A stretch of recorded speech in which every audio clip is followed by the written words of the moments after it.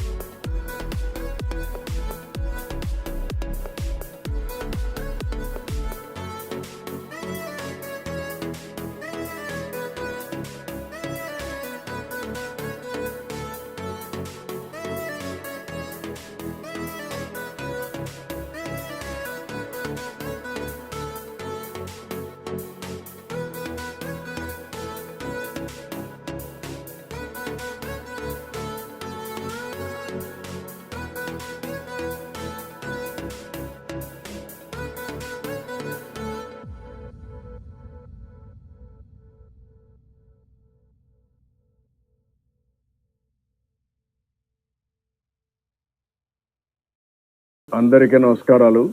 ఇంత మునుపు సాయంత్రం కూడా మీకు బ్రీఫ్ చేశాను. తర్వాత నేను నేరుగా ఇక్కడ సింగ్ నగర్కి వచ్చాను. ఇక్కడ పరిస్థితులన్నీ చూసాం. అప్పటికే బుడమేరు బ్రీచెస్ పడడం, ఆ బ్రీచెస్ వల్ల ఆ నీళ్లు కూడా విజయవాడ మీదకి వచ్చే పరిస్థితికి వచ్చింది. దీనివల్ల మొత్తం ఇక్కడుండే ప్రాంతం అంతా కూడా సబ్మెర్జెన్స్ గురయ్యే పరిస్థితి వచ్చింది, ముంపు గురయ్యే పరిస్థితి వచ్చింది. చాలా బాధాకరం. ఏదైతే ఒక పక్కన వర్షాలు ఎక్కువ పడడం, ఇటీవల కాలంలో ఎప్పుడు కూడా ఇంత వర్షం పడలేదు, అంత వర్షం పడింది. ఒకసారి మన చరిత్రలో చూస్తే ఇంత పెద్ద ఇన్ఫ్లోస్ ఒక్కసారి 1998లో వచ్చాయి. తర్వాత ఇప్పుడు వచ్చింది. 1998లో 9,24,000 క్యూసెక్స్ డిశ్చార్జ్ అయింది. యాజ్ ఆన్ నౌ 9 గంటలకి 9,70,000 క్యూసెక్స్ ఆఫ్ వాటర్ డిశ్చార్జ్ అయింది. అప్పటికంటే ఇప్పుడు దగ్గర 50,000 క్యూసెక్స్ ఆఫ్ వాటర్ ఎక్కువ వచ్చింది. ఇది ఇంకా పెరిగే అవకాశం కూడా కనపడుస్తా ఉంది. ఈరోజు మనం చూసినప్పుడు అన్ని రిజర్వాయర్లు ఫుల్ అయినాయి. అదే సమయంలో ఈరోజు ఊహించిన విధంగా ఈ తుఫాన్ రావడం, ఈ తుఫాన్ వల్ల ఏవైతే తెలంగాణలో ఉండే ఈ యొక్క బుడమేరు ఇలాంటివన్నీ కూడా పెద్ద ఎత్తున అక్కడ వర్షాలు పడడం, ఆ క్యాచ్మెంట్ కూడా వాటర్ అంతా ఇక్కడికి వచ్చే పరిస్థితి వచ్చింది. ఇప్పుడు దీనివల్ల ఇంకా కూడా కొద్దిగా పెరిగే అవకాశాలు ఉన్నాయి. ఇప్పటికే కొన్ని ప్రాంతాలు బాగా ప్రమాదంగా తయారయ్యే పరిస్థితి వచ్చింది. ఇప్పటికే మనం ఒక పక్క చూస్తే ఏదైతే సింగనగర్తో తోడుగా కృష్ణా లంకలో కూడా కొన్ని నీళ్లు వచ్చే పరిస్థితి వచ్చింది. ఇది కాకుండా ఇబ్రహీంపట్నంలో కూడా కొన్ని నీళ్లు వచ్చే పరిస్థితికి వచ్చింది. ఇవన్నీ కూడా చాలా బాధాకరమైన సంఘటన, ఊహించని సంఘటన. అయితే ఇప్పుడు మనం చేయగలిగే దీన్ని సమర్థవంతంగా ఎదుర్కోవడం తప్ప ఇంకొకటి లేదు. ఇందులో రెండు ఉన్నాయి. ఒక పక్క అకాల వర్షాలు, కుంభవృష్టిగా వర్షం పడడం. ఇక్కడ గుంటూరు, విజయవాడలో చరిత్రలో ఎప్పుడూ పడని విధంగా 20 నుంచి 35 సెంటీమీటర్ల వర్షపాతం పడింది.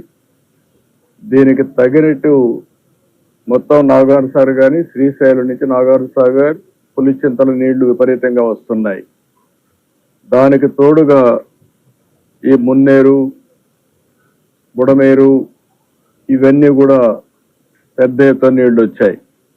అన్నీ కలిపి ఈరోజు ఈ ప్రమాదం వచ్చింది.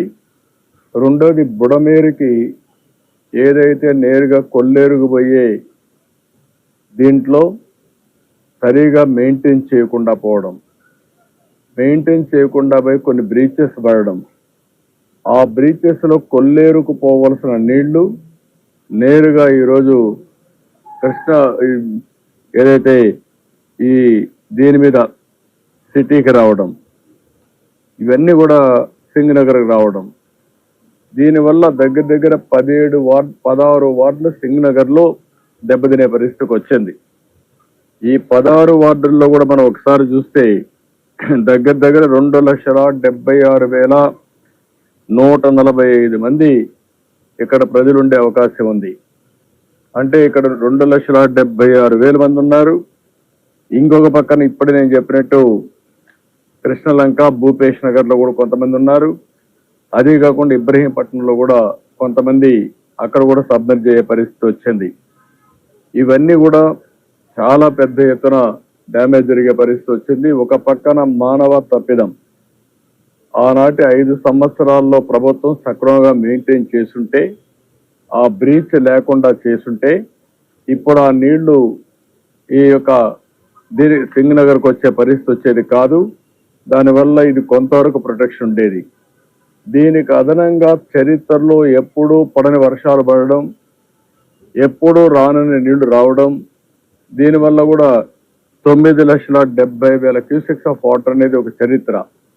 అని నీళ్లు వచ్చే కొందికి ఎక్కడికక్కడ వీక్ గా ఉండేది ఎక్కడ, లేకపోతే ఓవర్ఫ్లో కావడం, సబ్మెర్జెన్స్ ఎక్కడ కొంత పల్లపు ప్రాంతాలు ఉంటే సబ్మెర్జెన్స్ కావడం, ఇవన్నీ అయ్యే పరిస్థితికి వచ్చింది. నేను ఇక్కడికి వచ్చినప్పుడు, సింగనగర్కి వచ్చినప్పుడు నేను బోట్లో వెళ్ళాను, లోపలికి వెళ్ళాను, వాళ్ళ కష్టాలు చూశాను. ఆ కష్టాలు చూసిన తర్వాత నాకు అనిపించింది ఇక్కడి నుంచి పోవడం కరెక్ట్ కాదు.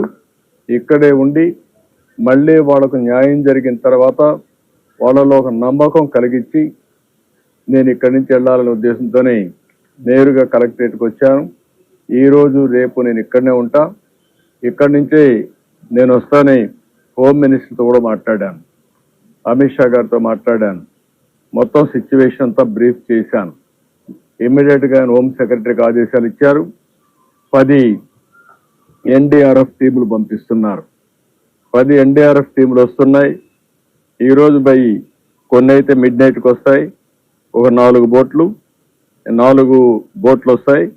దగ్గర 4 కలిపి ఇంకొక పక్కన రేపు 6 టీంలు వస్తున్నాయి. అన్ని కలిపి మనం చూస్తే ఒక 40 బోట్లని, ఒక 10 ఎన్డీఆర్ఎఫ్ టీములు పంపిస్తున్నారు. ఇవి కాకుండా ఒక 6 హెలికాప్టర్లు పంపిస్తున్నారు. ఒకవేళ హెలికాప్టర్లు కూడా వస్తే ఎక్కడికక్కడ ఎయిర్ లిఫ్టింగ్ చేయడం, ఫుడ్ ఇవన్నీ చేయడం. రెండోది ఎవరన్నా ఎవాక్యువేషన్ చేయాల్సి వస్తే అర్జెంట్ అయితే వాళ్ళని కూడా తీసుకొచ్చి సురక్షితమైన ప్రాంతాల్లో పెట్టడానికి ఉపయోగపడుతుంది. ఇది కేంద్రం నుంచి మనం అడిగిన వెంటనే వాళ్ళు ఈ సహాయం చేసే పరిస్థితికి వచ్చారు. ఇదే సమయంలో మీరు ఒకసారి చూస్తే దీన్ని ఏదైతే ఒక వార్ ఫుటింగ్ లో చేస్తే తప్ప ఈ సమస్య పరిష్కారం కాదు. ఈ రోజైతే మధ్యాహ్నం నుంచి చాలా అవస్థపడుతున్నారు నీళ్లు వచ్చిన తర్వాత. కానీ రాత్రి అయింది. నేను వచ్చిన తర్వాత హోటల్ అసోసియేషన్స్ అందరిని పిలిచాం. అదే మరిగా ఏదైతే అన్నా క్యాంటీన్లో ప్రిపేర్ చేసే వాళ్ళని కూడా పిలిపించాం. అదే సమయంలో కలెక్టర్ గారు కొంత ఆదేశాలు ఇచ్చి కొంత ఫుడ్ ప్రిపేర్ చేశారు. ఇప్పుడు మన దగ్గరుండే బోట్లన్నీ కూడా కొన్ని పవర్ బోట్లు ఉన్నాయి, కొన్ని మాన్యువల్ బోట్లు ఉన్నాయి. ఇప్పుడు రాత్రికంతా తీసుకుని ప్రతి ఒక్కరికి ఫుడ్ పాకెట్స్ అందించడం, మంచినీళ్ళు అందించడం, ఒక 1/2 లీటర్ మిల్క్ అందించడం, క్యాండిల్స్ కానీ అదే మరి కొన్ని బిస్కెట్స్ కానీ ఇవన్నీ కూడా అందించడానికి సిద్ధం చేశాం. ఇప్పుడు అన్ని సిద్ధం చేసి వెహికల్స్ పంపించి ఇవన్నీ కూడా సుజావుగా వారి జరిగే విధంగా చేరే విధంగా ఆలోచిస్తున్నాం. ఇక్కడ డేటా అంతా నేను కలెక్ట్ చేస్తే ఇక్కడనే సింగినగర్ ఏరియాలో 16 వార్డ్స్ లో మొత్తం కార్పొరేషన్ డివిజన్ లో మీరు చూస్తే 95,532 కుటుంబాలు ఉన్నాయి. 2,76,000 మంది జనాభాకి 95,532 కుటుంబాలు ఉన్నాయి. ఇందులో 82,579 ఫోన్లు కూడా ఉన్నాయి. 12,953 మంది ఫోన్లు కూడా లేకుండా ఉన్నాయి. ఆ డేటా అంతా తీసుకున్నాం. ఆ డేటా అంతా తీసుకుని మొత్తం రాష్ట్రంలో ఉండే ఆఫీసర్స్ అందరినీ కూడా రమ్మన్నాను. ఒక ఎమర్జెన్సీ ఉన్నప్పుడు ప్రత్యేకంగా ప్రతి ఒక్కరు ఇక్కడ పనిచేయాల్సిన అవసరం ఉంది. ఆ పనిచేయడం కోసం దగ్గర మాకు 16 డివిజన్స్ ఉన్నాయి, 77 సచివాలయాలు ఉన్నాయి. ఒక్కొక్క డివిజన్కి ఒక సీనియర్ ఆఫీసర్ని పెట్టి, ఒక్కొక్క సచివాలయానికి ఒక జూనియర్ ఆఫీసర్ని పెట్టి టోటల్గా ఇది రికవర్ అయ్యే వరకు ఎప్పటికప్పుడు వాళ్ళతో అనుసంధానం చేసుకుంటూ అవసరమైతే ప్రజలతో కూడా మాట్లాడి వాళ్ళకు న్యాయం చేసిన తర్వాతనే ఇక్కడి నుంచి వెళ్తాం. దానికోసం ఒక కార్యక్రమాన్ని తయారు చేశాను. ఇది అవుతానే అందరితో కూడా మేము కూర్చుంటున్నాం. మేము కూర్చొని మళ్ళీ రాత్రికి నేను వెళ్తాను. ఆ పేర్లన్నీ కూడా మేము మీకు రిలీజ్ చేస్తాం. ఆ పేర్లన్నీ మీకు రిలీజ్ చేసి మీకు ఇస్తాం ఆ నేమ్స్ అన్ని. దానికంటే ముఖ్యంగా ఈరోజు ఒక ప్రధానమైన బాధ్యతగా తీసుకున్నాం. చాలా మంది చాలా ఇబ్బందుల్లో ఉన్నారు. కొంతమంది అయితే చాలా దిగులు పడే పరిస్థితికి వచ్చారు. ఎప్పుడూ రాని కష్టాన్ని చూసే పరిస్థితికి వచ్చారు. అన్ని కూడా ఫస్ట్ ఫ్లోర్ లో ఉండే వాళ్ళందరూ కూడా ముంపు గురయ్యారు. వీళ్ళందరూ ఫస్ట్ ఫ్లోర్ కానీ సెకండ్ ఫ్లోర్కి వెళ్ళిపోయారు. గ్రౌండ్ ఫ్లోర్ అంతా దెబ్బతిన్నారు. నీళ్లు కూడా అప్పటి నుంచి అట్లనే ఉన్నాయి. కొంతమంది చిన్న పిల్లలు ఉన్నారు, కొంతమంది ముసలి వాళ్ళు ఉన్నారు, కొంతమందికి మెడిసిన్స్ అందాల్సిన అవసరం ఉంది, కొంతమందికి నీళ్లు కూడా దొరకలేదు, భోజనం లేదని బాధపడే పరిస్థితికి వచ్చారు. ఒక్కోసారి ఒక విపత్కరమైన పరిస్థితి వచ్చినప్పుడు కొన్ని ఇబ్బందులు వస్తాయి. ఏదో ఒక 100 కుటుంబాలు 200 కుటుంబాలు అయితే ఇమీడియట్గా చేయగలుగుతాం. కానీ 1,00,000 కుటుంబాలు, ఇంకా ఈ కుటుంబాల సంఖ్య పెరిగే పరిస్థితిలో ఉంది. దీన్ని లార్జ్ స్కేల్లో అడ్రస్ చేయాల్సిన అవసరం ఉంది. సర్వశక్తులు పెడతాం. అడ్మినిస్ట్రేషన్ మొత్తం అప్రమత్తం చేస్తాం. ప్రభుత్వానికి ఉండే విస్తృతమైన అధికారులను ఉపయోగించి సమర్థవంతంగా ప్రతి ఒక్కరికి న్యాయం జరిగే వరకు రాత్రి కూడా లెక్క చేయకుండా రాత్రుల్లో పనిచేస్తాం. పనిచేసి అన్ని విధాలు ఆదుకోవడానికి మేము ప్రయత్నం చేస్తున్నాం. రాత్రికంతా నేను ఇక్కడనే ఉంటా, సూపర్వైజ్ చేస్తా, మళ్ళీ ఒకసారి వెళ్తా, వెళ్ళి అన్ని పరిశీలిస్తా. అవసరమైతే వాళ్ళకు ఒక మనోధైర్యాన్ని నింపుతాం. అదే సమయంలో వాళ్ళని అన్ని విధాలా ఆదుకోవడానికి ఎన్ని చర్యలు తీసుకోవాలో అన్ని చర్యలు తీసుకొని వాళ్ళకు అండగా నిలబడుకుంటాం. అందుకని ఇవన్నీ కూడా నేనే ఈరోజు సిఎస్ గారు ఇక్కడే ఉన్నారు, డీజీ గారు ఉన్నారు, అందరూ కూడా కూర్చొని పెట్టి ఒక యాక్షన్ ప్లాన్ ఏదైతే ఇంత పెద్ద ఎత్తున విపత్తు వచ్చినప్పుడు అదే స్ఫూర్తితో మేమందరం కూడా పనిచేస్తే తప్ప లాస్ట్ మైల్లో ఉండే వారికి న్యాయం జరగదు. ఆ న్యాయం చేయడం కోసమే ఇప్పుడు మేము కూర్చున్నాం. ఎప్పటికప్పుడు స్టడీ చేస్తాం. ఇంకా అవసరమైతే వేరే ప్రాంతాల్లో కూడా ఫుడ్ తయారు చేసి అవి కూడా తీసుకొస్తాం. ఎన్ని విధాల వాళ్ళకి చేర్చాలను. ఎందుకంటే ఎప్పటి లోపల ఈ బుడమేరు నీళ్లు తగ్గుతాయో మనకు తెలియదు. రేపు మధ్యాహ్నం కావచ్చు, రాత్రి కావచ్చు, ఎల్లుండి కావచ్చు. అన్నిటికీ మనం ప్రిపేర్ కావాలి. ప్రిపేర్ అయ్యి అక్కడ ఉండే వాళ్ళకి ఏమాత్రం ఇబ్బంది లేకుండా వాళ్ళని ఆదుకోవడానికి, కష్టాల్లో ఉండే వాళ్ళకి నమ్మకం కల్పించి వాళ్ళని అన్ని విధాలు ఆదుకుంటాం. ఆ కార్యక్రమంలోనే నేను ఉన్నా. ఇక్కడ మీకు ఏదైనా డౌట్స్ కానీ ఇప్పుడు ఇది అయిన తర్వాత మేము ఆఫీసర్స్ అంతా రివ్యూ చేసుకొని రోల్ క్లారిటీ ఇచ్చిన తర్వాత, ఎందుకంటే కన్ఫ్యూజన్ లేకుండా ఎవరేం చేయాలనో చాలా స్పష్టమైన రోల్ క్లారిటీ ఇస్తాం. ప్రతి ఒక్క ఆఫీసర్ని ఇంత మునుపు కూడా నేను 4-5 సార్లు ఇదే మరిగా సూపర్ సైక్లోన్, ఒకసారి హరికేన్ తుఫాన్ వచ్చింది ఈస్ట్ వెస్ట్ గోదావరి 97 ఆ ప్రాంతంలో, ఉదుహు తుఫాన్ వచ్చింది. ఆ తర్వాత హైదరాబాద్ లో ఒకసారి పెద్ద ఎత్తున వరదలు వచ్చాయి. అనేక సందర్భాల్లో స్పష్టమైన రోల్ క్లారిటీ ఇచ్చి ప్రతి ఒక్కరికి న్యాయం చేసిన తర్వాతనే అడ్మినిస్ట్రేషన్ తిరిగి వెళ్ళాం. ఈరోజు మేము సెక్రటరియట్ లో కూర్చోవచ్చు, లేకుంటే స్టేట్ డిజాస్టర్ మేనేజ్మెంట్ అథారిటీలో కూర్చోవచ్చు. కాదు, ఇక్కడనే సింగ్ నగర్ లో దగ్గరగా ఉండే ఇక్కడ మేము కూర్చోవాలి. ఇక్కడి నుంచే పని చేయాలి. పని చేసి వాళ్ళకు ఒక నమ్మకాన్ని కల్పించాలి. వాళ్ళు గట్టిగా అరిస్తే మాకు వినపడే పరిస్థితి ఉండాలి. అందుకే ఇక్కడే కూర్చున్నాం. ఇక్కడి నుంచే కూర్చొని రేపు ఎల్లుండి కూర్చొని ఇక్కడ అన్ని సరి చేసిన తర్వాతనే ఇక్కడ వదిలిపెడతాం. ముందు నేను ఇష్యూ బ్రీఫ్ చేశాను ఆయనకి. జరిగిన సంఘటన ఈరోజు మీరు చూస్తున్నారు. 98లో ఒకసారి నేను చెప్పిన ప్రకారం 9,28,000 క్యూసెక్స్ ఆఫ్ వాటర్ వచ్చింది. ఆ తర్వాత 9,72,000 క్యూసెక్స్ ఆఫ్ వాటర్ రావడం ఇది మొదటిసారి చరిత్రలో. ఇటీవల కాలంలో ఎప్పుడు ఇది రికార్డు కాలేదు కృష్ణా నదిలో. అలాంటిది వచ్చినప్పుడు వారి దృష్టికి కూడా తీసుకొచ్చి ఇప్పటికే కొన్ని వీక్ బండ్స్ ఉన్నాయి. ఇప్పటి వరకు మనం ఇక్కడ చూస్తున్నాం విజయవాడలో జరిగిన డ్యామేజ్. ఇక్కడి నుంచి డౌన్ బిలో వెళ్తుంది. ఆ డౌన్ బిలో వెళ్ళినప్పుడు కొన్ని దిక్కల బండ్స్ అన్ని కూడా వీక్ గా ఉంటే ఆ నీళ్లు కూడా పొలాల మీదకి కానీ లేకపోతే గ్రామాల మీదకి కానీ వచ్చే అవకాశం కూడా ఉంటుంది. దాన్ని కూడా మానిటర్ చేసుకోవాలి రాత్రికి. అవి మానిటర్ చేసుకొని ఇది వరద తగ్గే వరకు, బ్లడ్ తగ్గే వరకు ఎక్కడికక్కడ అన్ని జాగ్రత్తలు తీసుకొని ఈరోజు అక్కడ అవసరమైతే కొన్ని ఇసుక బస్తాలు పెట్టుకోవడం, ప్రజలను అప్రమత్తం చేయడం, అక్కడ కూడా ఎక్కడ బండ్ తెగిపోకుండా కాపాడుకోవడం, బ్రీచెస్ పడకుండా కాపాడుకోవడం అది కూడా అవసరం. దానికి కూడా ఏమేం చేయాలో అవన్నీ చేస్తాం.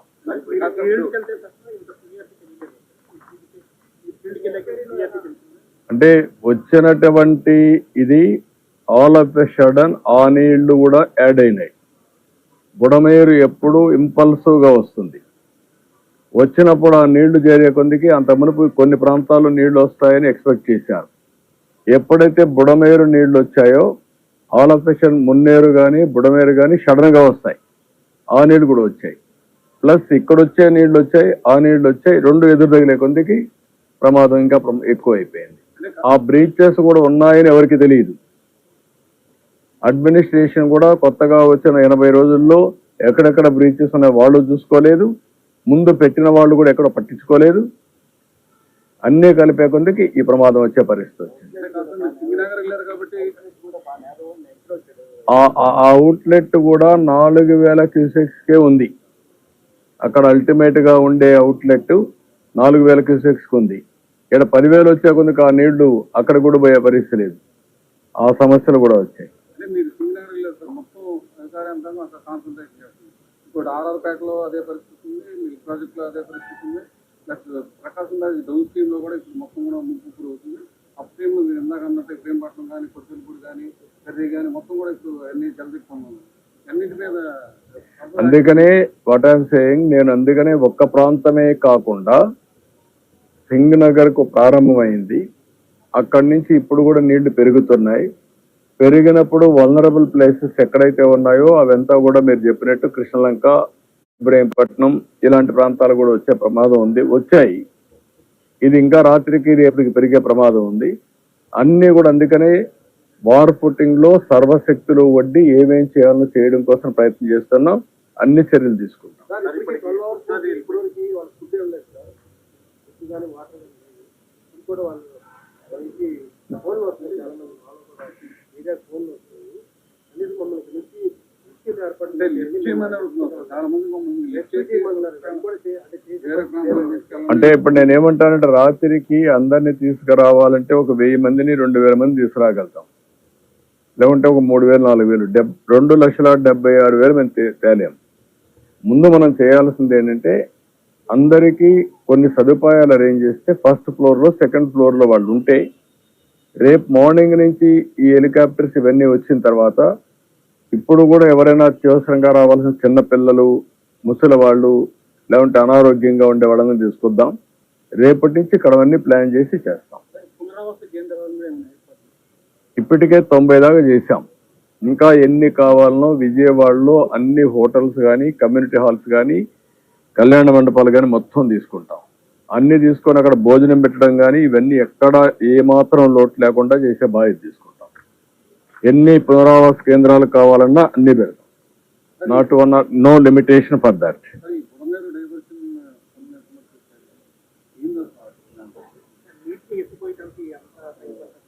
మరి ఇప్పుడు ప్రస్తుతానికి బుడమేరు ఆ బ్రీచెస్ క్లోజ్ చేయడానికి కూడా రాత్రి లైట్లు పెట్టి అక్కడ వర్క్ కూడా స్టార్ట్ చేశాం. జనరేటర్ పెట్టాం, లైట్లు పెట్టాం. అవి ఆ బ్రీచ్ ని ఏ విధంగా క్లోజ్ చేయాలో రోడ్ అవన్నీ యాక్సెస్ పెట్టి అవన్నీ చేయడం కోసం ప్రయత్నం చేస్తున్నాం. అది కూడా క్లారిటీ వస్తుంది. ఒక పక్క బుడమేరుని బ్రీచ్ క్లోజ్ చేయడం, పైన నుంచి వచ్చే వాటరు ఇంకొన్ని ప్రాంతాలకు స్ప్రెడ్ అయింది. ఇప్పుడు ఈ నీళ్లు బ్యాక్ కొట్టే కొందుకు ఇబ్రహీంపట్నంకి వెళ్ళాయి. ఇక్కడ కట్టినటువంటి వాల్ ఏదైతే ఉందో ఆ వాల్ కూడా స్వీప్ చేసి వచ్చి కృష్ణలంకకు వచ్చే పరిస్థితికి వచ్చాయి. ఇవన్నీ కూడా టెక్నికల్ గా అనలైజ్ చేసుకొని ఇవన్నీ పునరావృతం కాకుండా ఉండాలంటే ఏం చేయాలో అవన్నీ భవిష్యత్తుకు తయారు చేసుకుంటాం. కానీ ఫస్ట్ మేము చేయాల్సింది ప్రజల్ని కాపాడడం, వాళ్ళ భద్రతకు భరోసా ఇవ్వడం, వాళ్ళకి ఇమ్మీడియట్ గా రిలీఫ్ ఇవ్వడం, వాళ్ళని సేఫ్ ప్లేస్ లో తీసుకురావడం, వాళ్ళకి జరిగిన నష్టాన్ని భర్తీ చేయడం, ఇవి ప్రధాన లక్ష్యాలు.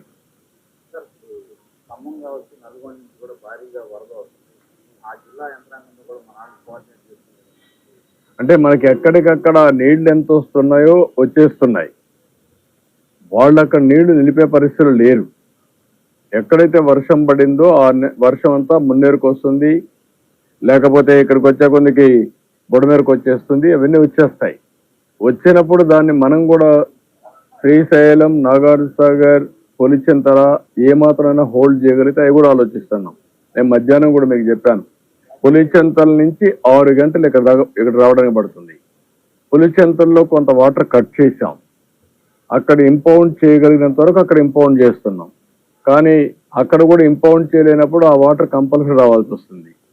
అదే మరి ఇంటర్మీడియట్ వచ్చేటివన్నీ కూడా మున్నేరు, బుడమేరు ఇవన్నీ కూడా వచ్చే పరిస్థితి వస్తున్నాయి. ఇవన్నీ రాత్రికి మాకు క్లారిటీ వస్తుంది. తగ్గుతుందా ఇంకా పెరుగుతుందా అవర్లీ చూస్తున్నాం. అవర్లీ మీరు చూస్తే 8 o'clock 9,40,000 క్యూసెక్స్ ఉంది. అదే మరిగా ఈరోజు 8 గంటలకు అది ఉంటే 9 గంటలకు 9,72,000 పెరిగింది. అంటే దగ్గర దగ్గర 32,000 క్యూసెక్స్ ఆఫ్ వాటర్ పెరిగింది. సో ఇవన్నీ ఉన్నాయి, అన్ని మానిటర్ చేస్తున్నాం.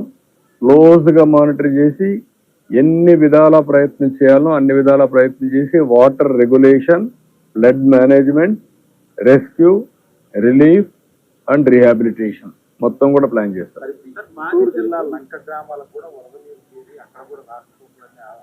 ఉన్నాయి, ఆ ప్రాబ్లమ్స్ కూడా వస్తున్నాయి. దానికి కూడా అందుకే రేపు హెలికాప్టర్స్ అన్ని వస్తే ఎక్కడెక్కడ అవసరమో డిప్లాయ్ చేసుకుంటాం. వాళ్ళకు కూడా ఏమేం చేయాలి అన్ని వర్కౌట్ చేస్తాం.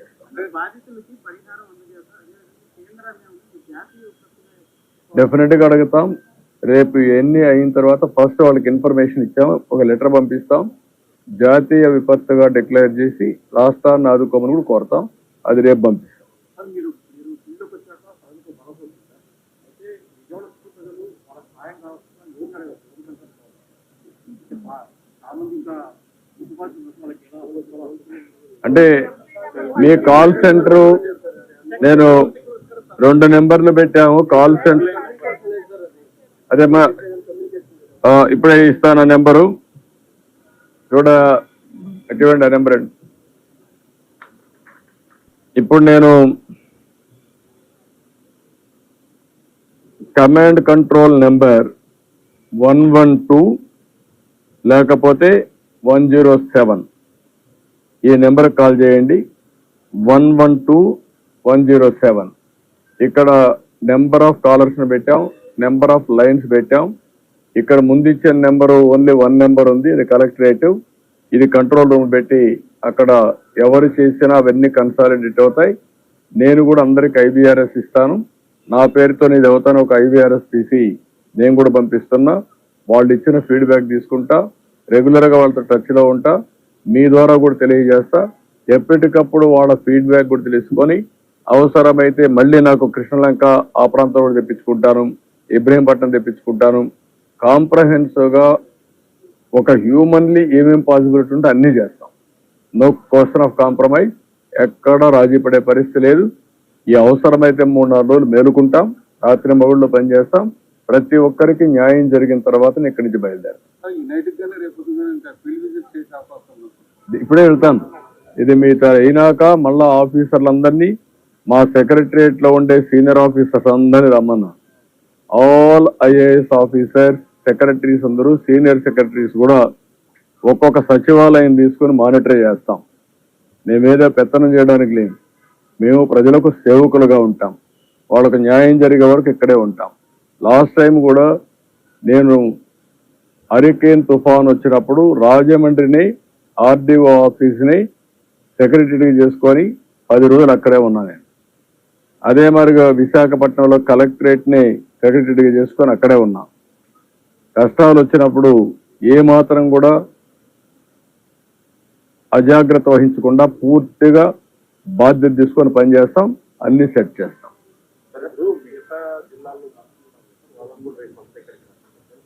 అవసరమైతే అక్కడ కూడా కొన్ని చిన్న చిన్న ప్రాబ్లమ్స్ ఉన్నాయి, ఎందుకంటే అన్ని దిక్కన వర్షాలు పడ్డాయి. అవన్నీ చూసుకొని ఫ్రీగా ఉండే మంత్రులను రమ్మంటాం, వాళ్ళు కూడా సూపర్వైజ్ చేయమంటాం. అంటే శ్రీశైలం, జూరాల అవి కొంత ఆల్మట్టి అవి కొంత తగ్గాయి. అయితే శ్రీశైలం నుంచి నాగార్జున సాగర్కి వచ్చేవి కూడా తగ్గుతున్నాయి. నాగార్జున సాగర్ మళ్ళా పులిచింతల నుంచి కిందికి వచ్చే డౌన్ స్ట్రీమ్ లో ఎక్కువ వస్తున్నాయి. అక్కడే మనకి ప్రాబ్లం. మున్నేరు, బుడమేరు, లేకుంటే వైరా, అక్కడ ఇంకొక ప్రాజెక్ట్ కూడా ఉంది, కట్లేరు, అవన్నీ ఉన్నాయి. ఇవి ఎక్కువ వచ్చాయి.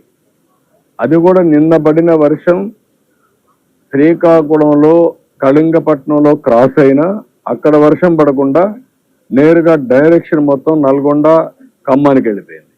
అక్కడ పడిన వర్షపు నీరుని ఇక్కడికి వచ్చాయి. మళ్ళా మొన్నే అతలాకుతలం చేసింది గుంటూరు, కృష్ణా జిల్లాని. ఇప్పుడు అదనంగా పైన పడ్డాయి. అప్పుడు మొత్తం ఈ యొక్క క్యాచ్మెంట్ ఏరియాలో ఈ ప్రాంతంలో పడి మొత్తం దెబ్బతిన్నాం. పైన పడే కొందికి ఆ నీళ్ళు కూడా కిందికి వచ్చాయి. 2 విధాలు. అదే శ్రీకాకుళంలో వర్షం పడి ఉంటే ఇంత ప్రమాదం వచ్చేది కాదేమో. అక్కడ గాలి లేదు, వర్షం లేదు. ఓసారి డెస్టినీ, కొన్ని ఇబ్బందులు వస్తాయి. ఆ ఇబ్బందులు సమర్థవంతంగా ఎదుర్కోవడం తప్ప వేరే మార్గం లేదు. ఏం చేయాలో అన్ని చర్యలు చేస్తాం. అంటే అమావాస్య కారణంగా ప్రభుత్వం ఈ వాటర్ రిసీవ్ చేసుకోవాలి, ఎదుర్కొనే అవకాశం ఉంది. కూడా మళ్ళీ ఎవరి దగ్గర మళ్ళీ ఎదుర్కొనే అవకాశం ఉంది. దాంతో నందిగామ అంటే నందిగామకు సంబంధం లే కదా, అది మరి ముందే మొత్తం హైవే మీదకి వచ్చేసి ఒకవేళ వచ్చినా కూడా సముద్రం నుంచి కిందికి వస్తే ప్రకాశం బ్యారేజ్ కిందన కదా ఇవన్నీ. ఇంకా వస్తే ప్రాబ్లం వచ్చేది ఈ పక్క వస్తుంది, పైన రాదు. ఏది ఏమైనా ఒక ప్రాంతంలో వస్తుంది, ఒక ప్రాంతంలో రాదనకుండా ప్రాబ్లమ్స్ ఉంటాయి, సమస్యలు ఉంటాయి. ఆ సమస్యలను అధిగమించడానికి ఏమేం చేయాలో అన్ని చేద్దాం. మేమన్నీ కూడా వాచ్ చేసుకుంటాం. Time to time end to end solutions ఏవైతే ఉన్నాయో మానవత ఎలాంటి తప్పు చేయకుండా మనం మనుషులుగా సమర్థవంతంగా నిర్ణయాలు చేసి ఆ సమర్థవంతంగా ఉండే నిర్ణయాలు అమలు చేసి ప్రాణ నష్టాన్ని కాపాడాం, కానీ వాళ్ళ కష్టాలు తగ్గించలేకపోయాం. అదే సమయంలో ఆస్తి కూడా నష్టపోయే పరిస్థితికి వచ్చాం. దీన్ని ఏ విధంగా కాంపన్సేట్ చేయాలో అన్ని ఆలోచించేస్తాం.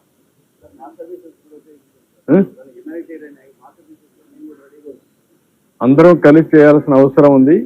ఇప్పుడు ఒకరి మీద ఒకరు ఇది చేసుకోవడం కాదు. ప్రజలను కూడా అప్పీల్ చేస్తున్నా, దయచేసి అర్థం చేసుకోండి. ఇది ఒక విధంగా మేము వచ్చిన 80 రోజుల్లో ఇది రావడం అనేది మొన్నటి వరకు ఆనందపడ్డాం. వర్షాలు బాగుపడ్డాయి, కరువు తగ్గుతుందని, రిజర్వాయర్స్ అన్ని బాగా ఫుల్ అయ్యాయని. అదే సమయంలో ఈ కష్టం కూడా తెచ్చిపెట్టింది. ఏది ఏమైనా అన్ని విధాల ప్రయత్నం చేస్తాం, అందరి సహకారం తీసుకుంటాం. మీరు కూడా ప్రజలకు ఎప్పటికప్పుడు తెలియజేయండి. మనం ప్రభుత్వం చేసే పనులన్నీ ప్రతి ఒక్కరికి, చివరనున్న ప్రతి ఒక్కరికి వాళ్ళ కష్టం తగ్గించి, బాధలు తగ్గించి సహాయం చేయడం మా ఆలోచన చేస్తాం. Thank you. నేను రాత్రికి ఇక్కడ ఉంటా, మళ్ళా వెళ్తా. మీకు ఏదైనా ఉంటే టైం టు టైం మేము బులెటిన్ రిలీజ్ చేస్తాం. అవర్లీ బేసిస్ ఎంత వాటర్ వస్తుందో అవి కూడా రిలీజ్ చేస్తాం. అదే సమయంలో ఏమేమి రిలీఫ్లు చేస్తున్నాం, ఏమేమి డెవలప్మెంట్ అన్నీ చేస్తాం. మీకు ఒకటే దీనికి సమాధానం, పెద్ద ఎత్తున సహాయ కార్యక్రమాలు చేయాలి. అదొకటే మార్గం. రెండోది, ఎంత మందిని వీలైతే తీసుకొచ్చి ఏదో రీహాబిలిటేషన్ సెంటర్లో పెట్టి, క్యాంపులు పెట్టి, అన్ని విజయవాడలో ఎన్ని ఫంక్షన్ హాల్స్ ఉంటే అన్ని పెడదాం. అవసరమైతే హోటల్స్ కూడా తీసుకోమని చెప్పాను మా వాళ్ళకి. ఏమి కొంపలేం కూలిపోవు, హోటల్ కూడా తీసుకుందాం, అన్ని దిక్కలా పెడదాం. ప్రజల కంటే మించింది ఏం లేదు. అన్ని కూడా తీసుకుంటాం, అన్ని తీసుకొని అన్ని చర్యలు తీసుకుంటాం. Thank you.